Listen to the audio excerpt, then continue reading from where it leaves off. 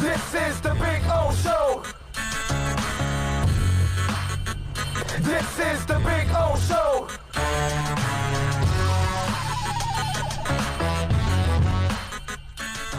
It's correct. That's why I say this. I'm not going to play the schedule game, but I will tell you this. I don't know how long it's been since the Miami Dolphins handed the New England Patriots 2 straight losses, but that's happening in week 1 because they beat them in week 17. So they're going to beat them in week 1. I mean, they beat them with Tom Brady, and they beat them with less talent. Now they've got more talent, and they don't have Tom Brady. I kind of like the Dolphins in that game. I think the Patriots are favored by 6.5, if I'm correct. I'm also taking the Dolphins and the points in that game. I'm not going to play the schedule game, but I've been playing this already for a while. I'm on record. Things are going downhill for the Patriots. Okay?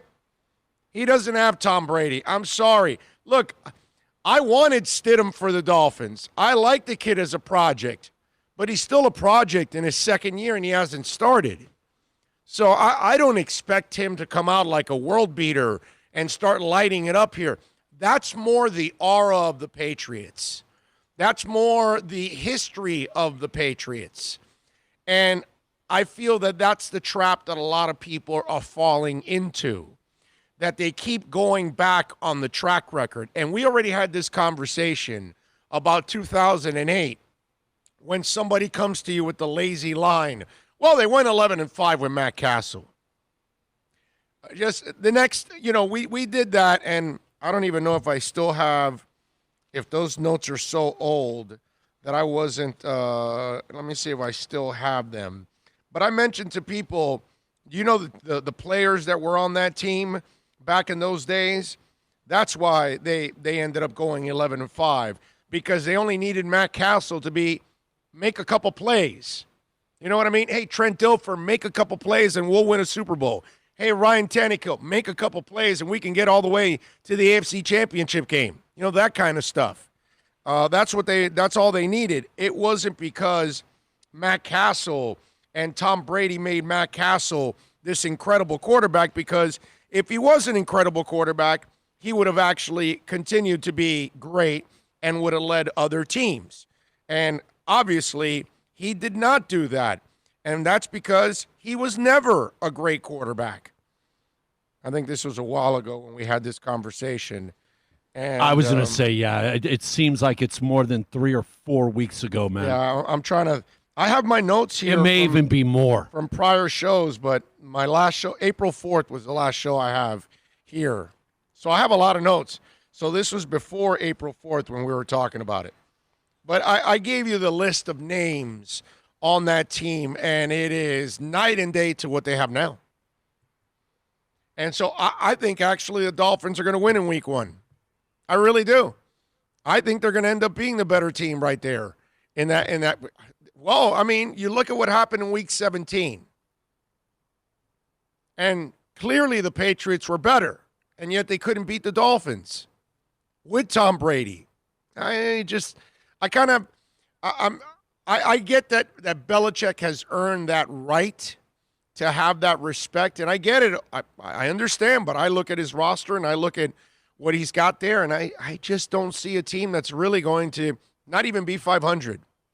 I think this is going to be a real wake-up call for Belichick. Now, maybe in the end he's got 10 wins and he's laughing at us, and I got egg on my face, and I'm the idiot for degrading the Patriots and downplaying what I think they're going to be. But that's where I land. That when I saw that, I go, I'm glad. I'm glad they got him in week 1. Get it out of the way. Send a message that this division is changing, that Miami is going to become one of the better teams in this division. This year, I got to give Buffalo the edge. You know what I mean? They won 10 games last year, and there's no Brady now in the division. So I got to give Buffalo that edge because I think they've got a better team at this moment than the Miami Dolphins. I don't buy Josh Allen. I don't think that they're ever going to make any kind of impact in the playoffs with that kind of quarterback. But their team, their running game, their defense is good enough that they should win this division. But in a crazy way, I would not be surprised if the Dolphins are kind of challenging for it. You know, and that's where when I saw week 1, I was like, okay, I like it. I like it. Dolphins open up against New England in New England. They beat them last year when New England needed it more than anything else. This team is not going to go into week 1 with the same kind of confidence because they don't have TB12. And you can talk up all, the offseason is all about hype. Everybody's great in the offseason. Everybody's fantastic. Everybody's going to have the greatest year of their lives. That's how it always is at the beginning of every season. So I get that, and so people can tell me all they want about Stidham and all that, but he has not played yet. He has not proven himself yet. And that's why I like the Dolphins in week 1.